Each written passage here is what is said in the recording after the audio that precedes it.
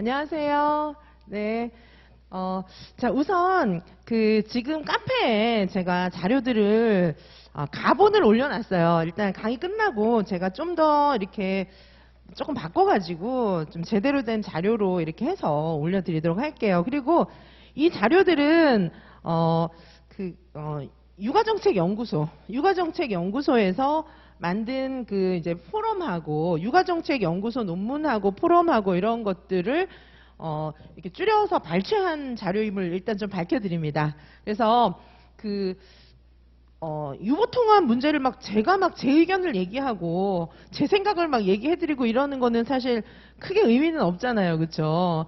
제 견해도 물론 또 듣고 싶을 수 있겠지만은 저는 일단 지금까지 어떻게 정책이 진행되고 있는지 그런 걸 말씀을 드릴 거거든요. 자, 그래서 지금은 이제 육아정책연구소가 우리 유아교육계에서 가장 대표적인 그런 연구소잖아요. 그래서 육아정책연구소의 사실은 지금 이제 대통령 인수위에 이렇게 가장 많은 자료를 주고, 그 다음에 지금 현 정부에서 계속해서 이제 추진해 나가는 그런 역할을 하고 있는 게, 요 육아정책연구소예요. 그래서 육아정책연구소에서 이야기하는 거를 유심히 보시면은 이게 이제 가장 선생님들께서 신선한 정보를 얻을 수가 있어요. 자, 보시면 일단 유보통합 어떻게 하자는 얘기인가 이런 생각이 좀 드시잖아요. 자, 그래서 그동안 유보통합 가지고 포럼이 많이 진행돼 왔어요. 그 중에 하나 제가 좀 보여드리도록 할게요. 유보통합 포럼이 지금 그쵸, 이거 유튜브로도 다 이제 송출되고 이렇게 했던 거 사례 하나만 좀 보여드릴게요. 왜냐하면 선생님들께서 되게 불안해 하시는 거예요. 우리 유아교사들을 다 이렇게 소외시키고 지금 어린이집하고 왜 보육교사 자격 같은 경우에는 우리 유치원교사 자격하고 조금 많이 다른 차이도 있잖아요. 그래서 보육교사도 받기 어렵긴 하지만 어쨌든 유아교육과 나오지 않고 그냥 1년제 이렇게 나오고 이렇게 해가지고 그냥 1년만 공부해가지고 보육교사 자격증 받고 그런 경우도 있잖아요. 근데 우리는 힘들게 3년, 4년 이렇게 공부해가지고 실습하는 것도 너무 어려웠고 이렇게 해서 자격증 받는데 우리랑 똑같나 이런 생각도 좀 드시고 그럴 수 있잖아요. 자, 그래서 여기 그동안 보시면은 이렇게 그쵸? 여기 유아교육 학회, 이거 전부 다 유아교육과 전공하신 선생님들이거든요. 학회하고 그다음에 육아정책연구소는 여기는 다 교육학 내지 유아교육 전공하신 그런 좀 훌륭한 분들이세요. 그리고 여기 전국 사립유치원연합회라든지 어린이집도 있지만 국공립유치원연합회 이런 분들이 다 같이 이야기해서 방안을 도출하고 이러고 있기 때문에 너무 큰 걱정은 안 해도 된다. 일단 그런 거 좀 말씀드릴게요. 여기 보시면 그렇죠. 그리고 여기 더구나 여기 문무경 선생님 이런 분들 같은 경우에는 예전에 유아교육법 만들고 또 그다음에 우리 누리가정비 무료 무상 지원되고 할 때 저하고도 연구 같이 하신 분이에요. 그거 1인당 유아 1인당 교육비 지원 얼마 해야 되는지 표준교육비 만들고 이렇게 할 때도 같이 연구하신 분이고요. 그 다음에 여기 또 여기 송기창 교수님 같은 경우에는 우리 이제 교육학 연구하시는 분인데 교육 재정 전문가예요. 그래서 지금 이제 유보통합하고 이러면 재정 같은 경우에도 되게 많은 개편이나 이런 것들이 필요하잖아요. 정말 재정 전문가시고 여기 엄문영 교수님 이런 분들하고 다 보면 여기 국공립유치원 또 연합회도 교원연합회도 있고 그렇잖아요.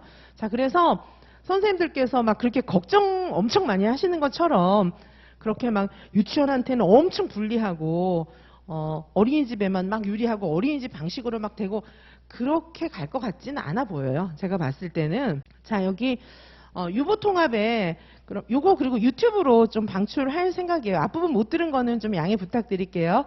자, 여기 유보통합의 교사 양성체계의 쟁점 보시면은 자, 요거 자료 보시면은요. 일단 유보통합에 관해서 그동안 되게 많은 움직임이 있어 왔어요. 그렇죠? 유보통합에 관해서 이 양성 이게 아니고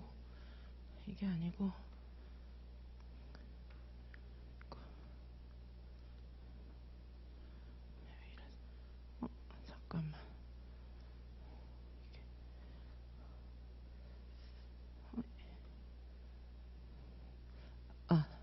양성 체계 쟁점.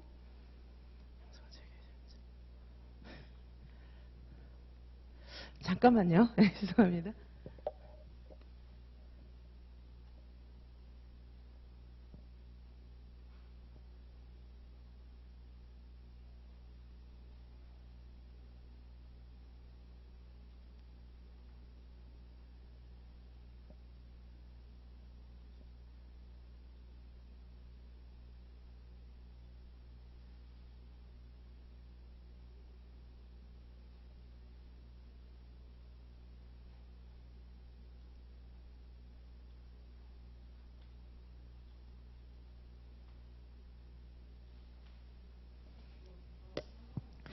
자, 요게 유보통합 실현 방안, 요거부터 좀 보도록 하시겠습니다.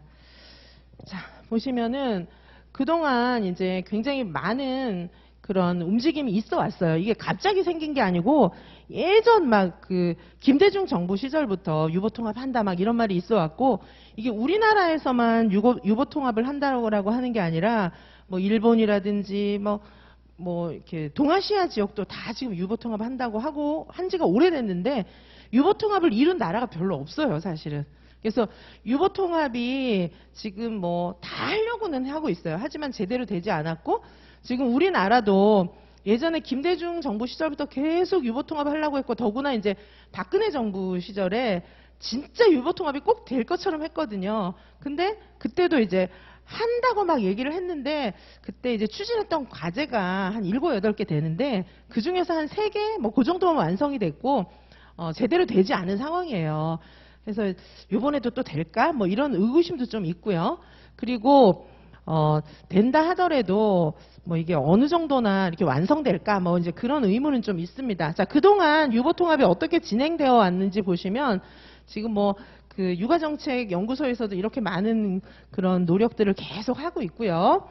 자, 그리고 자, 보시면 지금 이제 우리 미래 유아 학교 체제를 위해서 10대 교육 의제가 있어요. 10대 교육 의제 중에 유아 의무 교육 체제 구축 요거 있고요. 그다음에 여기 보시면 유보통합 있어요. 유보통합 있고 10대 과제를 보고 있어요. 유보통합 있고, 그다음에 유아학교로 명칭을 변경해가지고 이제 공교육 체제를 구축한다 뭐 이런 게 있습니다. 그래서 뭐 이 밑에 다른 것들도 쭉 있지만은 일단 우리 유보통합하고 관련된 거 요 3가지 주제가 있어요. 그래서 보시면은 이제 학교 명칭을 유치원, 어린이집 요걸 다 통합해갖고 유아학교로 바꾸겠다 뭐 요런 주제가 하나 있고요. 그 다음에 이게 지금 유치원, 어린이집 요 체제를 완전히 하나로 바꾼다는 거죠. 명칭 바꾸고 체제 바꾸고 이런 움직임이 있고, 그 다음에 유아교육을 완전히 무상교육으로 해가지고, 지금 왜 무상교육으로 한다 그래도 유치원에 이렇게 돈 뭐 얼마씩 내고 이런 게 좀 살아 있잖아요, 그렇죠? 그런 걸 완전히 없애고 의무교육 체제를 구축한다 뭐 이렇게 하고 있습니다. 그래서 유치원을 의무교육으로 한다는 거죠. 근데 어린이집 같은 경우에 이제 영아 전담으로 어린이집을 바꾸고, 그 다음에 유치원은 이제 지금처럼 이제 3, 4, 5세 얘네들을 유치원이 전담한다 뭐 요런 그 시나리오가 있는 것 같아요. 근데 연령은 약간 좀 융통성이 있는 것 같은데, 유치원 쪽에서는 만 3, 4, 5세를 다 갖고 오려고 하고, 어린이집은 뭐 1살이라도 더 좀 갖고 가려고 하는데, 어린이집도 대규모 어린이집은 영아들이 많지만 좀 소규모 어린이집은 영아가 또 별로 없잖아요. 그래서 지금 어린이집도 유보통합을 뭐 그렇게 반기는 것 같지는 않아요. 이렇게 시각차가 많이 있는 것 같아요. 자, 그래서 여기 어쨌든 의무교육을 한다 그러면 우리 유치원 의무교육이 되는 거지, 영아는 무조건 다 어린이집 보내라 막 그렇게 하긴 좀 어렵잖아요. 그렇죠? 그래서 유치원 의무교육을 추진하고 있고, 그리고 학급당 유아수, 교원 정원 이런 것도 이제 기준을 마련하려고 그래요. 지금 그 교사 1인당 유아수가 너무 많잖아요, 우리. 그래서 이것도 이제 만약에 이렇게 체제가 이렇게 확보가 되면은 교사 1인당 유아수도 낮출 수 있어요.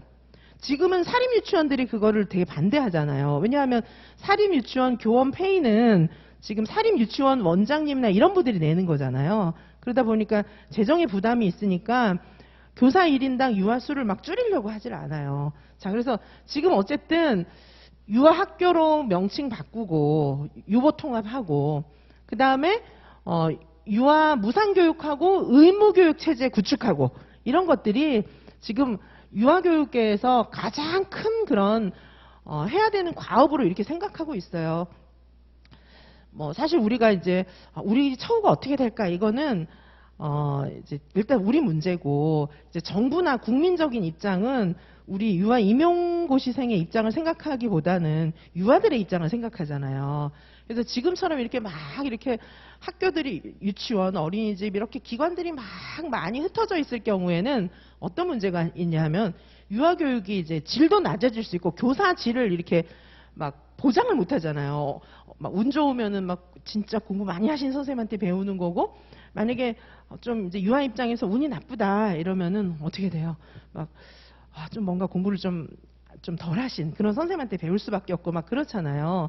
그리고 이제 유아 1인당 투입되는 교육비도 어린이집, 유치원, 민간 어린이집, 국공립 어린이집, 직장 어린이집, 사립 유치원, 국공립 유치원 해가지고 이게 유아 1인당 교육비도 다 다른 거예요. 그러면 이게 무슨 뭐 너무 불공평하잖아요. 유아 입장에서는. 그래서 그런 문제가 많이 지금 이야기되고 있고 그리고 이제 유보 통합이 딱 됐을 때 과연 우리 임용고시생한테 불리한가? 그건 몰라요, 아직. 모릅니다. 그건 모르고, 저는 그렇게 비관적으로 보진 않아요. 유아 임용, 왜냐하면 이제 전부 국공립화를 할 경우에는 이런 뭐 형평성 이런 걸 좀 고려하거든요. 그래서, 전부 국공립으로 바꿨는데, 뭐, 그 지금 현재 뭐 그 어린이집에 있는 분들을 갑자기 공립 교사를 만든다거나 그런 식으로 막 형평성 없이 일을 처리하는 거는 거의 좀 이제까지는 그렇게는 좀 하기는 어려울 것 같아요. 지금처럼 이렇게 잘 정비된 사회에서는. 그리고 지금 포럼이나 이런 데서도 형평성을 맞추는 걸 굉장히 중요하게 생각하고 있어요. 왜냐하면 형평성을 우리 유치원만 안 맞추면은 뭐예요? 초중등 교육 같은 경우에는 그럼 초등학교, 중학교, 고등학교 선생님들은 질이 막 시험 쳐가지고 막 질을 확보하는데 우리는 아무나 막 교사 되고 뭐 이런다고 생각하면은 유아교육은 도대체 뭐가 되는 거예요, 그렇죠? 그래서 유아교육의 질이라든지 유아교육의 질이 낮아지면 그게 결국은 유아들한테 다 그대로 가는 거예요. 뭐 질 나쁜 선생님한테 배우면은 아이들이 뭐 그죠 폭력 이런 것들도 있을 수 있고 교육이 제대로 안 되잖아요. 자, 그래서 그런 모든 질을 맞추려고 자꾸 이렇게 공청회하고 포럼하고 이렇게 하는 거고요. 지금 여기 육아정책연구소에서 하고 있는 공청회나 포럼은 굉장히 믿을만해요. 자, 그래서 여기 지금 이제 굉장히 중요한 과제라고 이렇게 내세우고 있는 그런 내용들이고요. 자, 그래서 뭐 요게 이제 지금 국민의힘에서 얘기하고 있는 거라는 거고요. 자, 그래서 지금 유보통합하고 관련해서 이게 지금 인수위나 이런 데서 중요하게 생각하고 있는 게 어린이집 유치원 교사 처우 개선하고 단계적 유보통합 요거 이제 가장 중요한 주제로 내세우고 있고요. 자, 그래서 요 이제 그 국민의힘 정책 공약집에 있는 내용이에요. 그래서 지금 뭐 유보통합을 꼭 하겠다 이렇게 계속 얘기를 해왔어요. 국민의힘만 그랬던 게 아니라 그 이재명 그 뭐라고 해야 돼? 이재명 씨라고 해야 되나? 이재명 대표 뭐라고 해야 됩니까? 아무튼 예전에 이재명 후보께서도 이렇게 얘기를 했어요. 그래서 이재명 후보께서도 그렇게 얘기했고 지금 이제 윤석열 대통령께서도 그렇게 얘기했고 다 그렇게 얘기를 두 분이 다 그렇게 얘기를 했어요. 그래서 이거는 뭐 정치적인 그런 견해하고는 전혀 상관없고요. 뭐 국민의힘이든 아니면 민주당이든 다 어떤 대표분이 나오셨을 때도 다 이렇게 얘기하셨던 그런 내용들입니다. 자, 단계적 근데 이제 사실 대학 교수들은 그죠? 대학 교수들은요. 단계적 이게 될까? 단계적 유보 통합이 될까? 그다음에 유보 통합 실현 가능하려면 해야 되는 게 많다. 막 이렇게 얘기를 하고 있고요. 이 유보 통합 하려면 제일 중요한 게 법을 만들어야 돼요. 법 고쳐야 돼요. 법. 이게 법이 없이는요 아무것도 못해요. 그죠? 그래서 지금 뭐 아무리 막 얘기하는 건 아무 의미가 없어요. 야, 뭐 이렇게 된대 그 말은요 아무 의미가 없는 거예요. 막 왜 카더라 이런 거 많잖아요. 뭐 유치원이 어떻게 된대, 뭐 어린이집이 어떻게 된대, 막 그런 얘기 많이 하잖아요. 그런 얘기는 전혀 듣지 마세요. 일단 그런 게 이루어지기 위해서는 법이 만들어져야 돼요. 법이 만들어져야만 다 다 움직일 수 있어요. 법이 만들어져야 되고, 그 다음에 굉장히 중요한 거는 재원, 이거 돈, 재정이에요, 재정. 그죠? 재정이 움직여야 되는데, 이 재정이 움직이는 것도 법이 있어야 움직일 수가 있어요. 그래서 제일 중요한 게 법을 만드는 거예요. 근데 이제 법을 만들기 전에 의견을 다 수렴하고, 연구진들이 TF팀 만들어가지고, 연구진들이 많은 연구를 하고 이런 거죠. 근데 TF가 옛날에도 있었어요. TF팀이 언제 있었냐 하면은, 이 유보통합 TF팀이 박근혜 정부 시절에 있었어요. 그래서 그때 한 7, 8개 과제를 추진하다가 3개 정도는 됐고, 이따가 여기 표에 있어요. 4개 정도는 안 됐어요. 근데 이제, 이어서 쭉 이제 계속해서 추진해 나갈 가능성이 조금 있어요. 그 뒤에 이어서 추진해 나갈 가능성이. 자, 그러면 일단 중요한 거는 부처 일원하다. 뭐 이렇게 볼 수가 있는 겁니다. 부처 일원화 뭐예요? 우리는 교육부, 그렇죠? 유치원은 교육부, 어린이집은 복지부 이렇잖아요. 그래서 부처부터 일단 좀 통일을 해야 되는데 지금 뭐 복지부도 꼼짝 안 하고 있어요. 왜냐하면 법도 안 고쳐졌으니까. 그렇죠? 그냥 다 가만히 있어요, 지금. 뭐도 하는 게 아니고 지금은 그냥 다들 가만히 있는 상황이에요. 근데 우리가 막 술렁술렁하고 그렇게 할 필요는 전혀 없는 거죠. 그렇죠? 자, 그래서 부처 일원화가 굉장히 중요한 과제입니다. 자, 그래서 근데 이제 그 유보통합 실현 방안 얘기하면서 아직까지 뭐 교육부 뭐 얘기는 많이 안 하고 있는데 교육부 중심으로 통일이 되나 아니면 다른 부서를 만드나 지금 그것도 왔다 갔다 하고 있어요. 그렇죠? 근데 어쨌든 교육부가 굉장히 중요하다. 뭐 이렇게 얘기를 하고 있고요.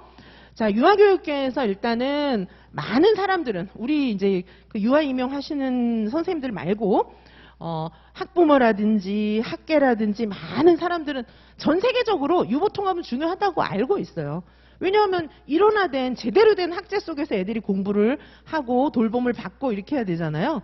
근데 이제 다 못하고 있죠, 많이. 근데 어쨌든 굉장히 중요한 과제다 이렇게 얘기를 하고 있어요. 왜냐하면 영유아 시기부터 교육을 제대로 받는 게 굉장히 중요하기 때문이에요. 특별히 해외 선진국 유아들 같은 경우에 1인당 교육비가 증가하고 있어요. 자, 유아 1인당 교육비 요거를 무상으로 주는데 예전에 이제 제가 연구할 당시에 처음에 유치원에 무상 교육비 들어올 때 그때 이제 뭐 그 육아정책센터하고 육아정책연구소하고 교육부하고 해서 저도 이제 연구팀에 참여를 해갖고 그때 제가 이제 전국 재정 데이터 다 갖고 있다고 그랬잖아요. 유치원 재정 데이터, 유치원 자산 데이터 이거 다 갖고 있어요. 뭐 그때 당시의 자료지만. 근데 그때 이제 1안, 2안, 3안 이렇게 냈었는데 그 중에 하나가 한 유아 1인당 한 50만 원? 페이 빼고 교사 페이 다 빼고 이렇게 뭐 자동차 운영비 뭐 급간식비 이런 거 빼고 한 50만 원 정도였었는데 이제 물가 상승률 있고 하니까 지금 더 올라가겠죠. 근데 그보다 더 올라간다는 거죠. 그죠? 자, 그래서 지금 1인당 교육비가 점점점 증가되는 추세에 있다는 거예요. 그래서 이 무상교육으로 완전히 돌려가지고 의무교육 해가지고 국가에서 확실하게 지원을 해주기 위해서 그 유치원하고 어린이집을 통합해야 되겠다. 지금 그렇게 보고 있는 겁니다. 자, 그리고 이제 뭐냐 하면 이게 지속 가능한 새로운 미래 유아학교 체제도 필요하다는 거예요. 지금 현재 유치원에도 문제는 많고 어린이집에도 문제는 많다는 거죠.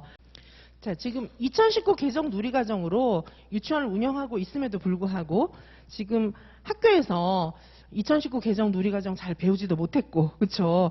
그리고 이제 놀이중심 교육이 뭔지 잘 모르는 분들도 계시고 막 우왕좌왕 하고 있잖아요, 지금도. 자, 그래서 거기다 이제 코로나 막 이런 거 닥치면서 막 대면 수업을 해야 되나 아니면은 그렇죠 또 그 매체 활용해서 수업을 해야 되나 이런 것들이 막 지금 우왕좌왕하고 있단 말이죠. 자, 이런 상황에서 새로운 미래 유아학교 시스템을 도입해야 될 필요성이 굉장히 많은 거예요. 그래서 선생님들 여기 육아정책연구소 포럼 같은 거 보시면은 지금 지속가능한 발전 시대에 매체 활용 유아교육 막 이런 것들도 세미나 굉장히 많이 했어요. 매체도 도입해야 되고 그 다음에 지금 막 세상이 너무너무 바뀌고 있잖아요. 이런 상황에서 매체뿐만이 아니라 놀이중심, 유아중심 막 여러 가지들을 추진해야 되는 그런 상황이 생기기 때문에 지금까지의 이런 학교 제도로는 안 된다는 거죠. 어린이집, 유치원 막 이원화되어 있고 유치원도 좀 약간 좀 지금 발전 추세를 잘 따라가지 못하고 어린이집 뭐 마찬가지고요. 그렇죠? 그래서 미래 유아학교 체제가 굉장히 필요하다. 이렇게 볼 수가 있습니다. 자, 그래서 아이들이 이제 그래서 복지와 보육을 기반으로 해야 되고, 그렇죠? 아이들 복지. 그다음에 개별화 교육도 굉장히 필요하잖아요. 아이들 한 명 한 명을 존중해주는 교육. 그다음에 창의적인 교육, 경험 중심의 듀이 우리 이제 많이 배웠잖아요, 그렇죠? 이런 것들을 다 반영해 넣어야 되는데 실제로 우리가 그죠? 배우긴 배워요. 배우긴 배우지만은 유치원이나 어린이집에서 진짜 이렇게 잘 할 수 있느냐 환경이 안 된다는 거예요. 잘하고 싶어도 그렇죠? 자, 그래서 이렇게 더 좋은 환경을 만들기 위해서 유보 통합을 해야 된다. 지금 이렇게 보고 있습니다. 자, 그래서 유보 통합에 대해서 반대하는 분들도 계시고 찬성하는 분들도 계세요.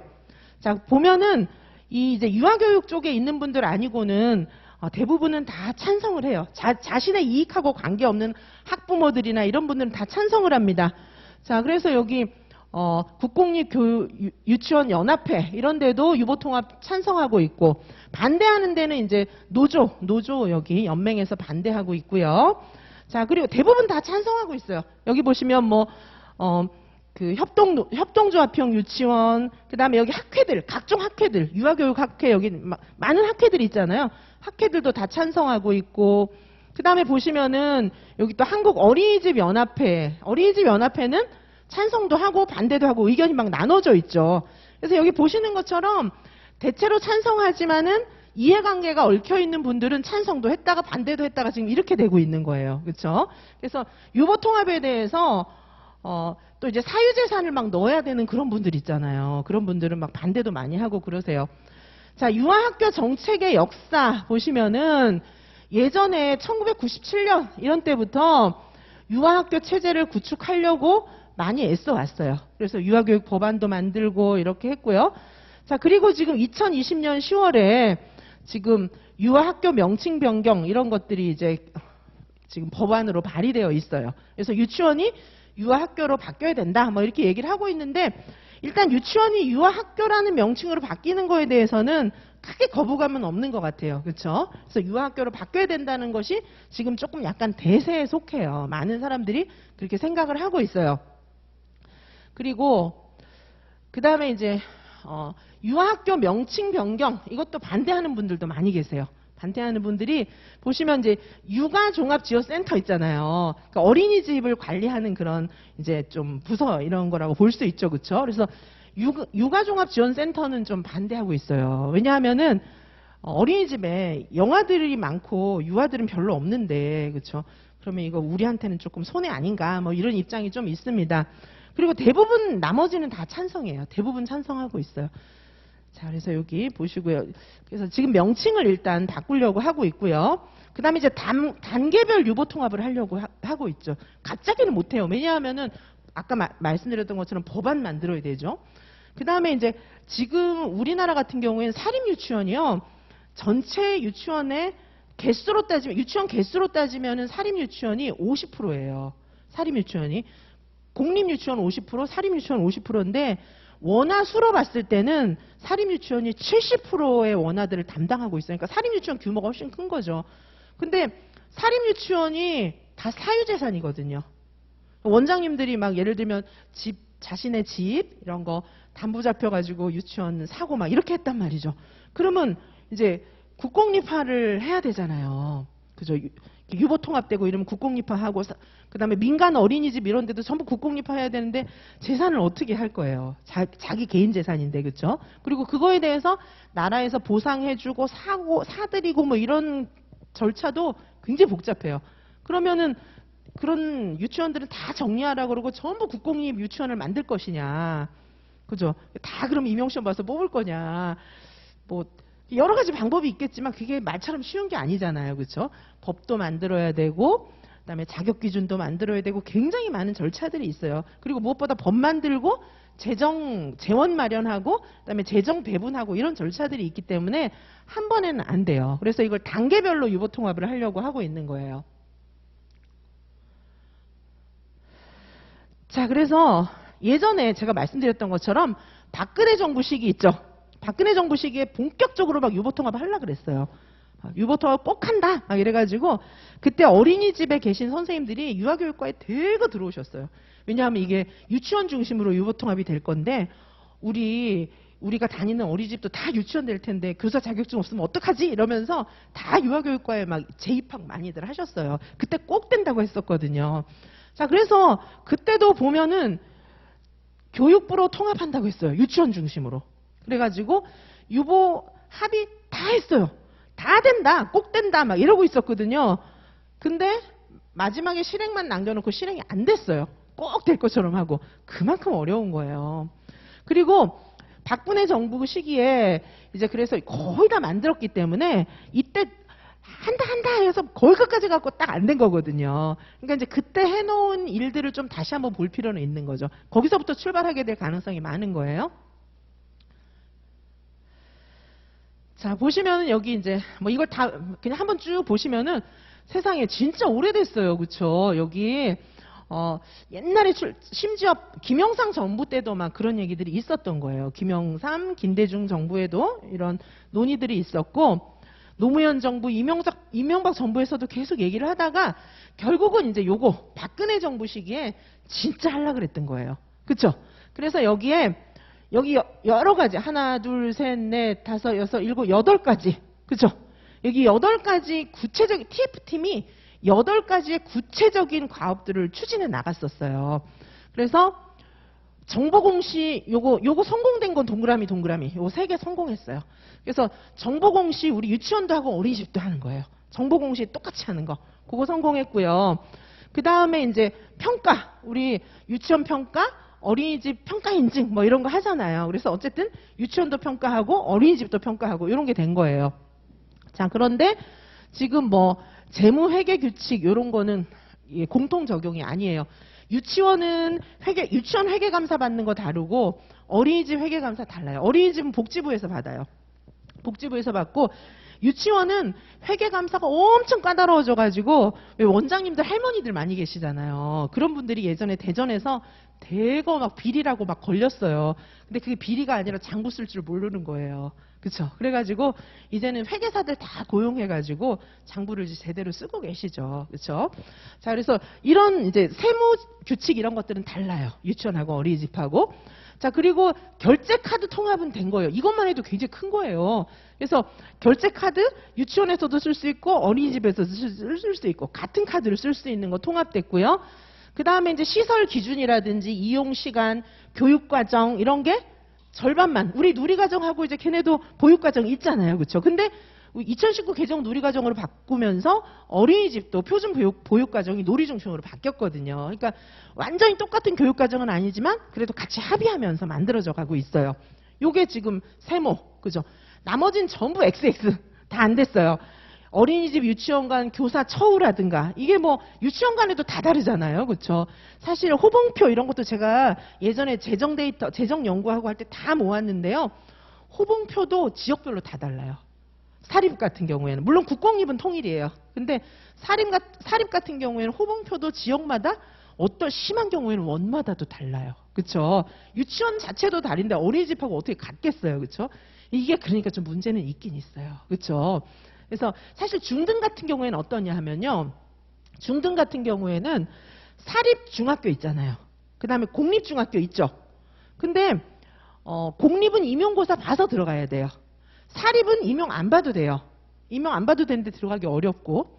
그 다음에 신분보장은 사립하고 공립하고 완전 차이가 있죠. 그래서 중고등학교 선생님들도 임용 봐서 그죠? 그 중고등학교 가기를 원해요. 사립학교에 들어가는 것보다는.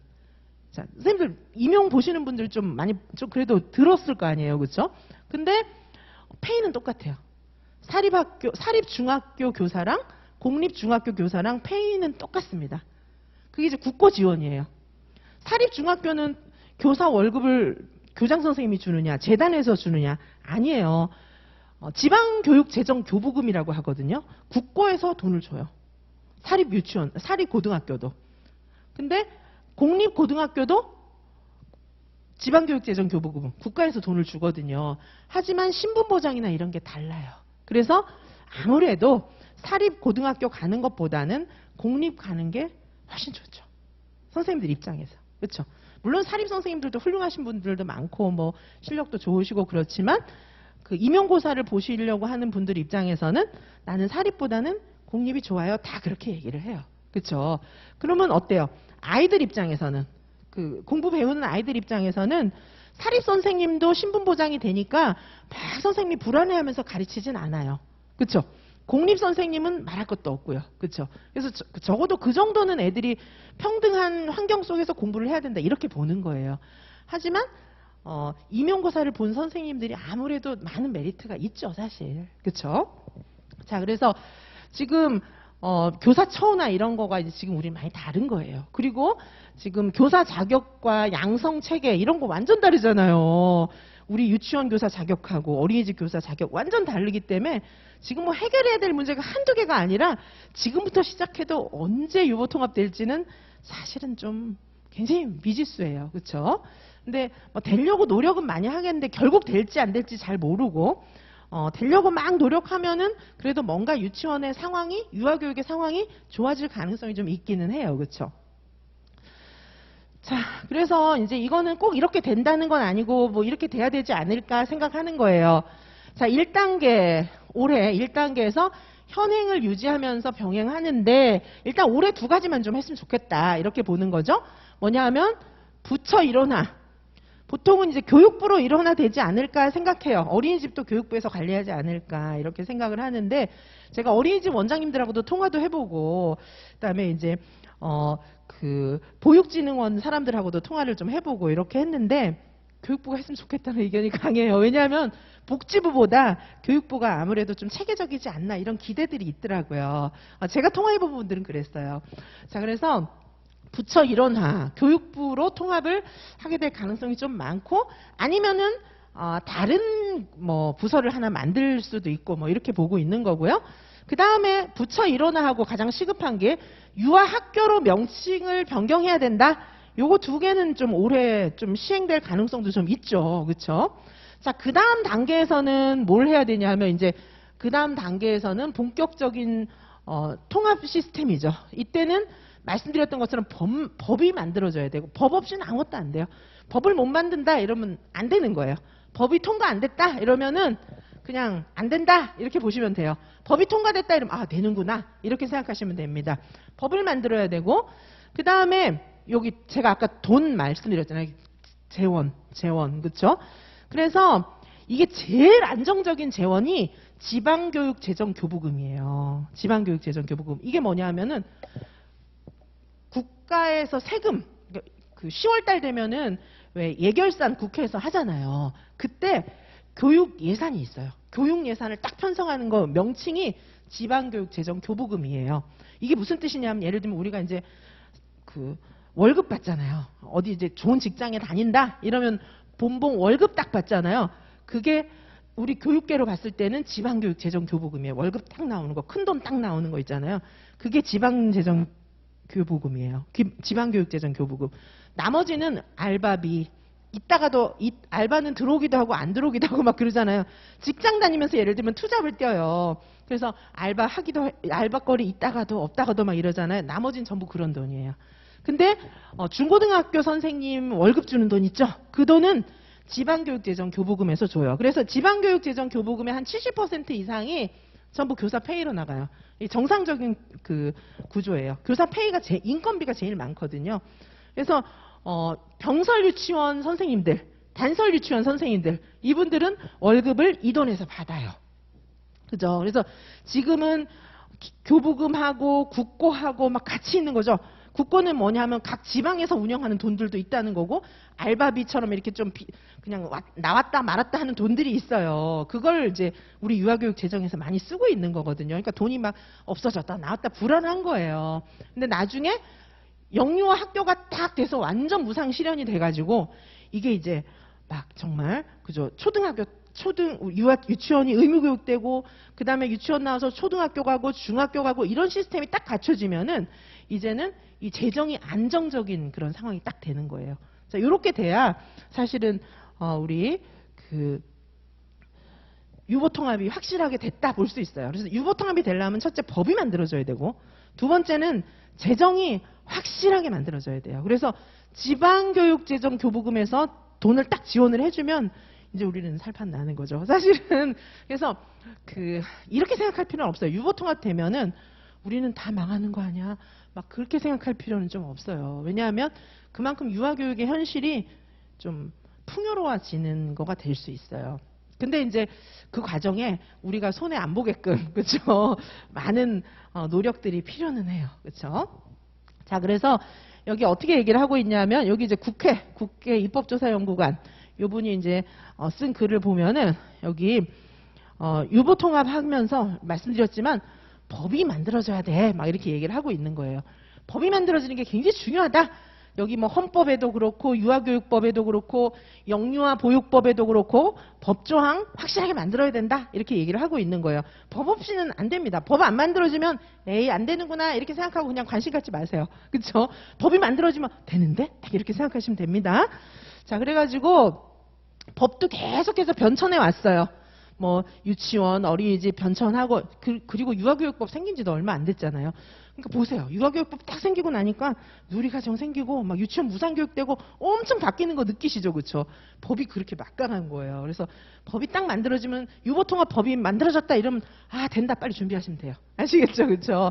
자, 그래가지고 현행 법령도 이제 검토할 것들이 많이 있고 그리고 유아학교로 이름 바꾸는 것도 법이 바뀌어야 그것도 가능해요. 그냥은 안 됩니다. 그렇죠? 자, 그래서 박근혜 정부 이런 때에도 이제 부처별 협의 이런 것들이 추진돼서 거의 이제 통합되는 걸로 얘기를 했었어요.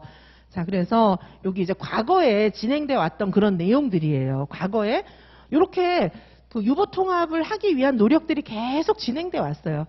그래서 지금 이제 뭐 정보 공시라든지 평가 기준이라든지 이런 것들이 이때 다 만들어진 거다 이렇게 보시면 되고요. 자, 그래서 유보통합이 앞으로 이제 어떻게 돼야 되나? 장명림 선생님 글도 좀 한번 볼만해요. 이분이 이제 과거의 누리과정 이런 거 만들 때 많이 활약하신 분이죠, 그렇죠? 자, 그래서 보시면 여기 유보통합을 할 때 제가 말씀드렸던 것처럼 유보통합을 하려면 관리부처 이거 교육부나 뭐 부서 만들어야 되고 그렇죠? 그리고 연령도 정해야 된다. 아직 정해진 거 아무것도 없어요. 그렇죠? 어린이집에서는 몇 세, 그다음에 유치원에서는 몇 세 이거 다 정해야 된다는 얘기죠. 그렇죠? 교육과정도 보육 교육과정 정해야 되고 그다음에 선생님들 굉장히 많이 관심 가지는 거 있잖아요. 교사 자격하고 양성 체계 이거 지금 막 엄청 다르잖아요. 이것도 기준 만들어야 된다는 거예요. 아직 만들지 않았어요.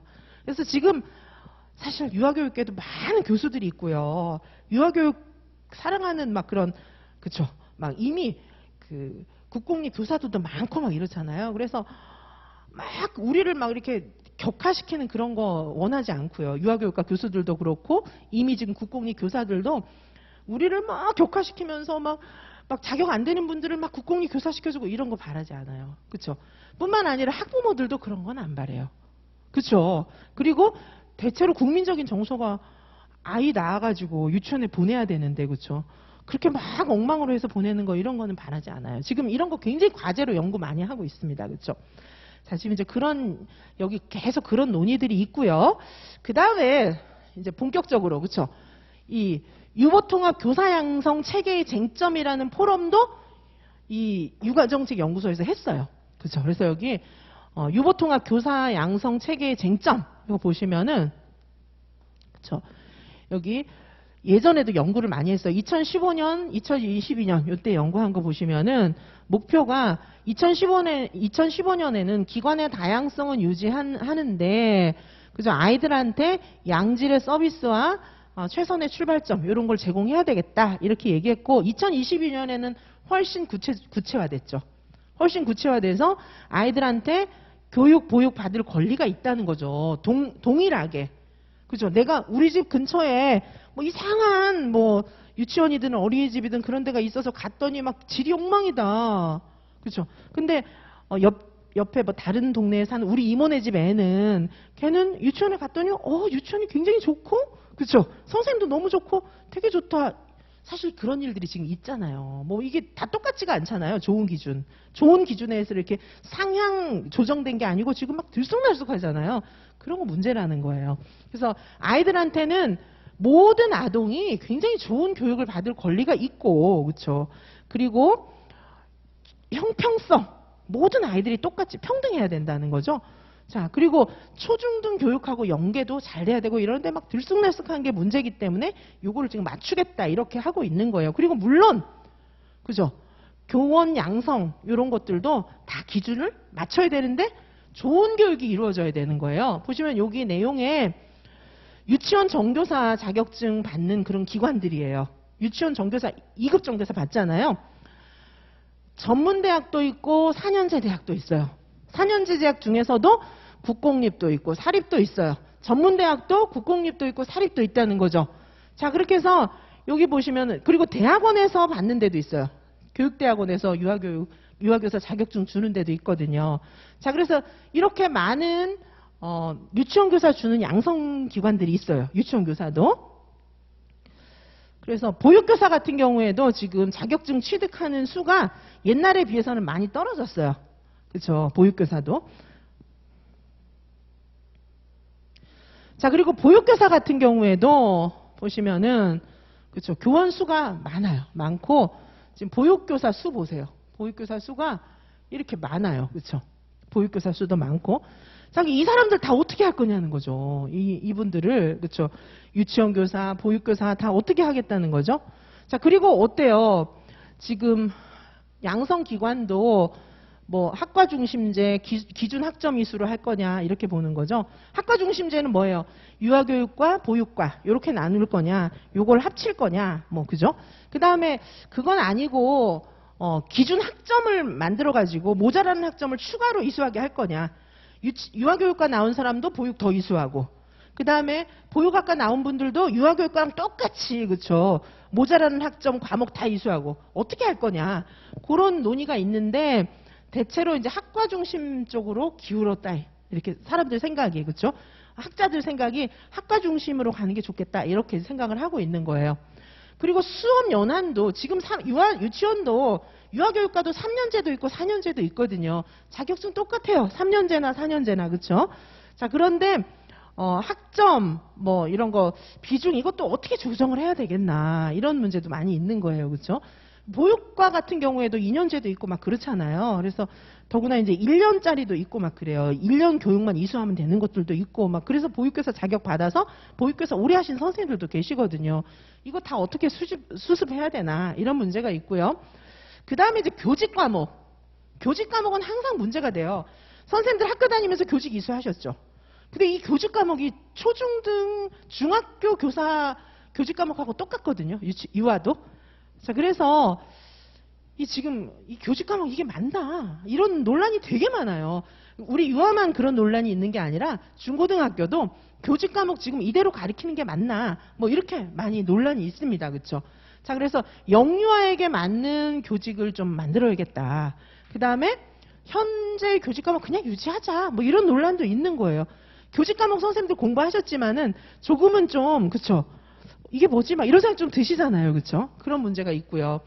그다음에 교육 과정도 이제 교육 과정에 문제가 있어요. 기존 교사의 자격 전환.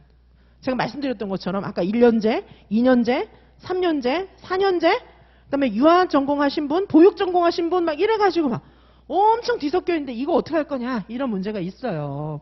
그래서 이거를 그냥 뭐 다 똑같이 해줘. 뭐 이러면서 그냥 형평성 생각 안 하고 아무렇게나 하자. 이런 일은 없을 것 같아요. 굉장히 이미 논의가 많이 되고 있어요. 그렇죠?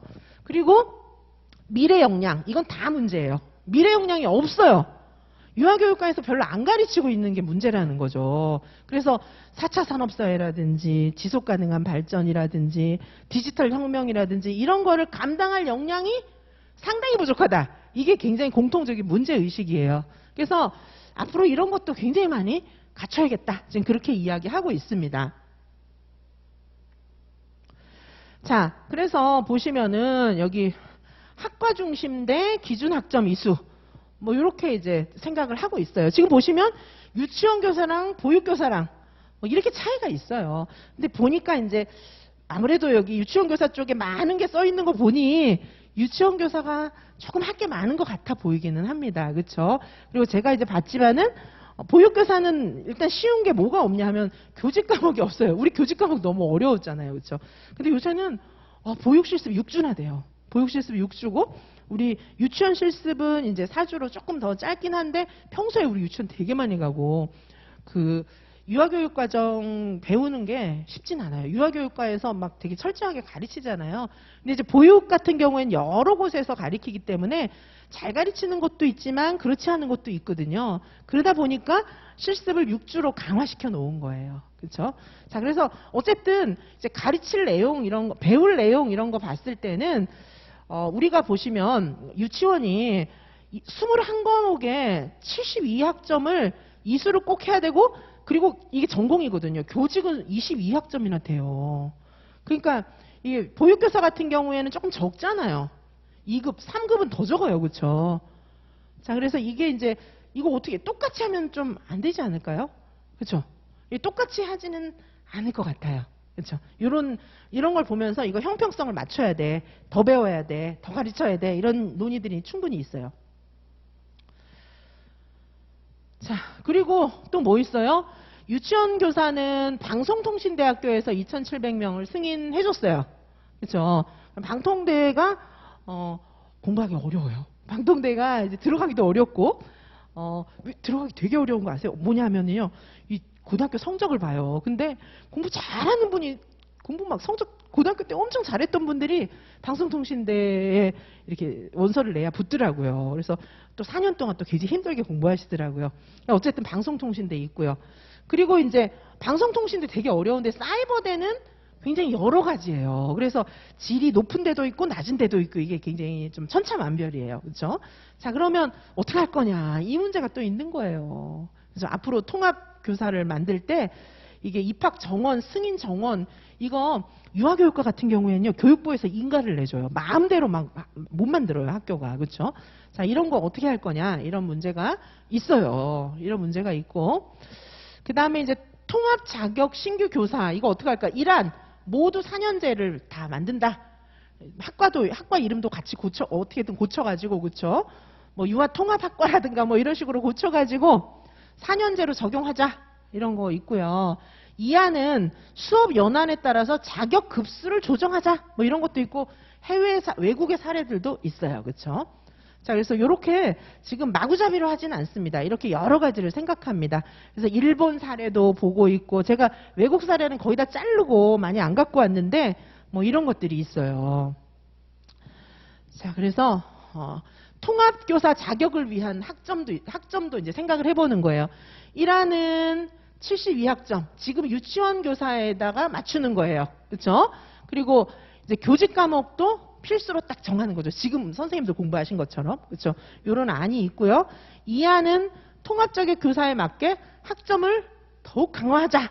이런 거 있어요. 더 세게 나가자. 이렇게. 그렇죠? 그리고 현장 실습도 우리 4주 뭐 이렇게 됐는데 그보다 더 세게 해야 된다. 뭐 이런 안이 있어요. 자, 지금 이렇게 지금 생각하고 있어요. 자, 그리고 보시면 지금 이제 이거 구체적으로 제가 이걸 다 보지는 않겠고요.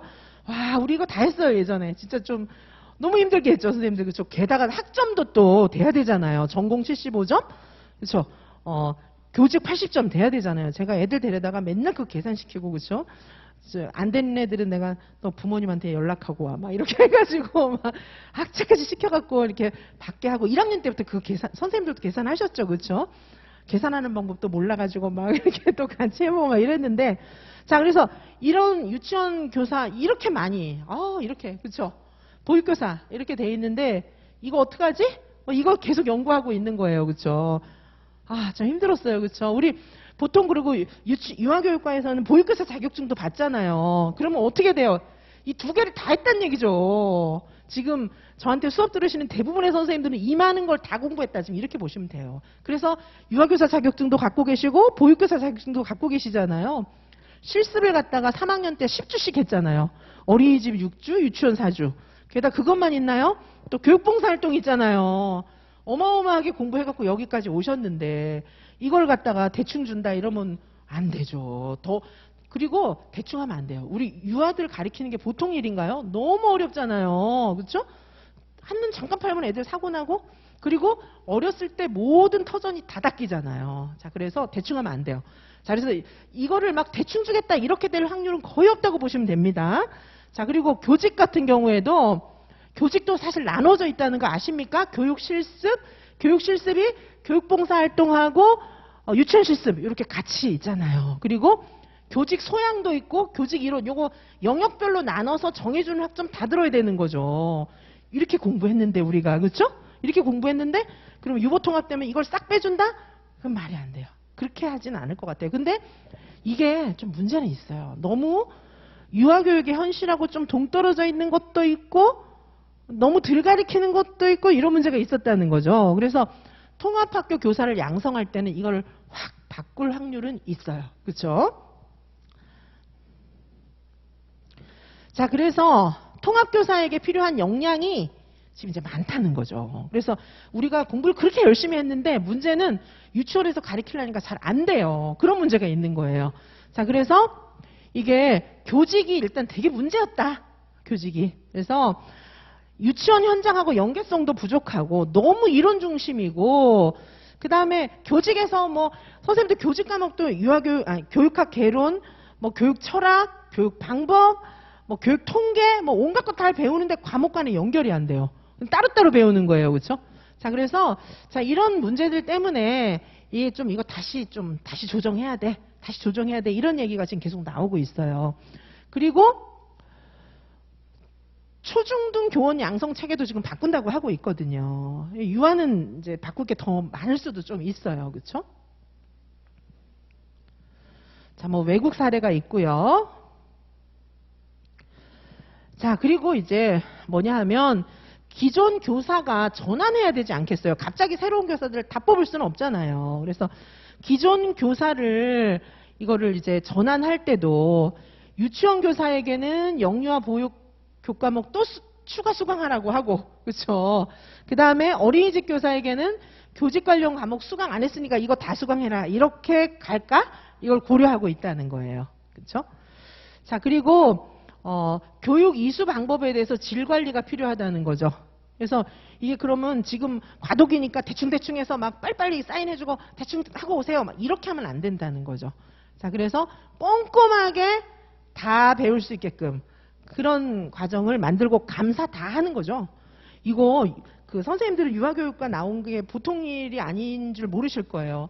저는 그거 평가 다 받고 했잖아요. 평가 졸업생 성적재료 다 봅니다. 하나하나 다 보는데 거기서 문제 생기잖아요. 그럼 소급해서 걔 졸업장 자격증 싹 수거해가요. 그리고 학과는 엄청나게 막 쓰고 막 이렇게 해야 돼요. 그래서 그거 유아교사 자격증 선생님들 대충 받은 것 같지만 그렇지가 않아요. 그거 제가 학과장 오래 했다고 그랬잖아요. 그거 하나 다 검토했어요, 진짜로. 그리고 수강 신청하는 거 그거 교수들은 힘듭니다. 과목 개설하는 것도 그렇고. 그다음에 보육교사도 제가 보육교사 진흥원 있잖아요. 거기 성적 자료하고 이런 거 다 만들어가지고 제가 직접 우편 싸들고 갔어요. 싸들고 가가지고 학생 데리고 가가지고 그 직원하고 하나하나 다 보면서, 왜냐하면은 졸업하면서 어린이집 취업된 애들이 있잖아요. 그래서 하나하나 다 보면서 내 전화했다니까. 야, 너 지금 서류 이거 안 돼서 빨리 와. 해갖고 불러가지고 서류 직접 만들고 다 했어요. 왜냐하면 일정 기간 내에 보육교사 자격 번호가 안 나오면은 걔 밑에 있는 유아들은 전부 붕 뜨는 거예요. 교사가 없기 때문에. 보육 지원비도 안 나와요. 그리고 어린이집이 굉장히 타격 입어요. 그래서 이게 지금 뭐 보육 쪽도 질 관리하려고 나름 애를 쓰고 있고, 유아교육은 말할 것도 없고요. 선생님들 그냥 받으신 게 아니에요. 그 교육부에서 직접 감사 다 합니다. 그렇죠? 자, 그래서 요거를 이제 아마 이렇게 되면은 이제 같이 이렇게 통합이 되잖아요. 그러면 유아교육 하신 분들도 보육 쪽 과목을 좀 더 들어야 될 필요가 있고요. 그 다음에 보육 하신 분들은 들을 게 더 많을 가능성이 많죠. 교직을 안 하셨으니까. 자, 그래서 다 듣고 그거 대충 술렁술렁 넘겨주는 게 아니라 감사를 다 한다는 거죠. 그래도 뭐 틈새 대충 하는 분들이 있을 수가 있겠지만은 아무튼 질 관리 하려고 굉장히 많이 애쓸 겁니다. 자, 그래서 이렇게 보실 수가 있어요.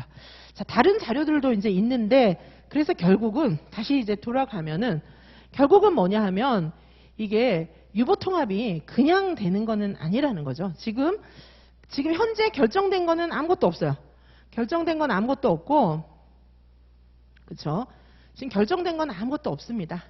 그래서 보시면 결정된 거는 현재 없고, 지금 현재 이제 1단계를 들어갈까 말까 하고 있어요. 그렇죠? 그래서 지금 과제가 부처 일원화 해야 되나? 이렇게 생각하고 있습니다. 부처 일원화 해야 되나? 어느 부처로 하지? 그 다음에 유치원 명칭 유아학교로 바꿔야 되나? 이거 생각하고 있어요. 그리고 진짜 추진하려면 이제 뭐 해야 돼요? 법 만들어야 돼요. 법. 그렇죠? 그 다음에 재정 확보해야 돼요. 그게 돼야 유보통합 되는 겁니다. 그리고 유보통합이 이제 될 것 같으면 이제는 교사 양성 체계 요거 손질해야 되고, 이미 자격증 받으신 분들 있죠? 이미 자격증 받으신 분들에 대해서 어떻게 보완해야 되나 이거 해야 되는데, 지금 학계의 공통된 입장, 학계 입장이 이제 대통령실에 많이 반영이 되거든요. 학계의 공통된 입장은 뭐냐 하면 우리 유아교사 자격 기준하고 유치원의 그 질이 초중등보다 낮으면 안 된다. 그렇게 다 공통적으로 생각하고 있어요. 그래서 반드시 그 양성과정 철저하게 운영해야 되고, 첫째 양성과정 철저하게 운영해야 된다. 공통된 주장이에요. 둘째, 자격시험 철저하게 관리해야 된다. 이 두 가지 입장에는 변함이 없습니다. 제가 많은 문헌들 뒤져봤어요. 그렇죠? 자, 그래서 선생님들께 제가 이제 요거 필요하면은 그때 자료들 나올 때마다 시리즈로 또 이렇게 말씀드릴 거예요. 오늘은 첫날이라서 이 줌이 조금 불안해서 많이 죄송하고요. 자, 제가 요 자료 나올 때마다 그때 해설 자료를 올려드리던지 뭐 이렇게 하려고 해요. 자, 그래서 지금 선생님들의 마음의 자세는 뭘까요? 아직 결정된 거 아무것도 없어요. 동요하지 마시고요. 아직 결정된 거 전혀 없습니다. 뭐 지금은 할까 말까 이러고 있어요. 박근혜 정부 때는 더 한다고 그랬는데도 안 됐거든요. 그래서 지금도 안 될 수도 있어요. 안 될 수도 있고 될 수도 있는데, 하여튼 지금은 과도기니까 더 열심히 공부하셔야 돼요. 더 열심히 공부해서 빨리 공립 딱 들어가셔야 돼요. 그게 첫 번째 과제고요. 그리고 뭐 내가 힘들게 공부해서 공립 들어갔는데 저 사람 뭐야 이런 일은 거의 안 생길 거다. 왜냐하면 지금 굉장히 많이 연구도 많이 하고 있고, 유아교육계의 질을 그렇게 막 바닥에 막 이렇게 처박을 생각은 아무도 없어요. 그렇죠? 그게 왜냐하면 우리 입장도 저는 유아교육계를 사랑하니까 이제 그렇기도 한데, 또 유아들을 사랑하잖아요. 유아들이 그렇게 막 질 낮은 선생님한테 배우게 내비두면 안 되죠. 그렇죠? 자, 그래서 선생님들 동요하지 마시고 열심히 공부하시라. 그리고 지금 오늘 제가 더 많은 자료 갖고 왔는데 그거는 그냥 뺐어요. 지금 알아듣기 쉽게 이렇게 좀 설명해 드리려고 많이 애를 썼고요. 자, 제가 말씀드린 그 대충의 요지를 좀 기억하시리라 생각하고요. 요거는 자료 모아서 제가 올릴게요. 이거는 제가 쓴 글이 아니고 육아정책연구소에서 포럼한 그런 자료임을 다시 한번 말씀드리고요. 요거 다시 모아서 또 제가 자료 올려드리도록 하겠습니다. 자, 뭐 시간이 부족해서 질의응답 혹시 질문하실 거 있으세요? 지금 뭐 상태가 안 좋아서 선생님들 많이 나가셨는데, 여기 현장에 계신 선생님들이나 아니면은 줌 보시는 선생님들 질문하실 거 있으십니까? 저 말 들을 수 있어요. 자, 그죠? 혹시 질문할 거 있으세요? 자, 그러면 지금 시간도 없어요. 빨리 또 가셔야 되고요. 추가적인 질문이나 이런 것들은 다음 제 카페 있잖아요. 카페에다가 제가 아예 토론방을 올려놨거든요. 그래서 그 토론방에다가 질문 올려주시면 되고요. 좋은 정보나 이런 거 올려주셔도 되고요. 토론방을 만든 이유는 선생님들 불안하실까봐 제가 말씀드리려고 만든 그런 이유도 있고요. 또 한 가지는 이제 선생님들하고 이게 지금 정책이 어떤 방향으로 흘러갈지는 몰라요. 정책이. 지금 이제 이 토론하고 이런 분들은 다 공부 많이 하신 분들, 유아교육계를 엄청 사랑하시는 분들, 이런 분들이 모여서 이제 토론을 하는 건데, 대체로 그런 의견이 반영이 돼요. 대체로 반영이 되는데, 또 우리 목소리를 낼 이유가 또 생길 수도 있잖아요. 그러면 이제 저도 같이 동참을 좀 해드리고 선생님들께 힘이 되어드리고 싶어서 게시판을 만든 이유도 있습니다. 자, 그래서 우리가 같이 함께 노력해서 유보통합이 되는 게 우리한테 유리할지 불리할지는 몰라요. 그거는 더 좋을 수도 있어요, 사실. 그렇죠? 유아교육이 공교육화가 돼보세요. 그러면 나쁘지는 않지 않을까 싶습니다. 제 생각에는. 그렇죠? 우리 공교육기관에 가려고 공부하는데 그렇죠? 그래서 뭐 장밋빛 그림을 그릴 필요도 없고 그렇다고 잿빛 그림을 그릴 필요도 없어요. 그냥 우리는 지금 이대로 가시면 됩니다. 근데 혹시나 우리 목소리를 낼 일이 만에 하나 생긴다면 같이 또 제가 또 선생님들께 도움을 드리고 저도 또 유아교육계 사랑하니까 목소리를 낼 필요가 있으면 내겠다. 근데 제가 볼 때는 아직까지 그럴 일은 없어 보이고 그냥 열심히 공부하시면 될 것 같아요.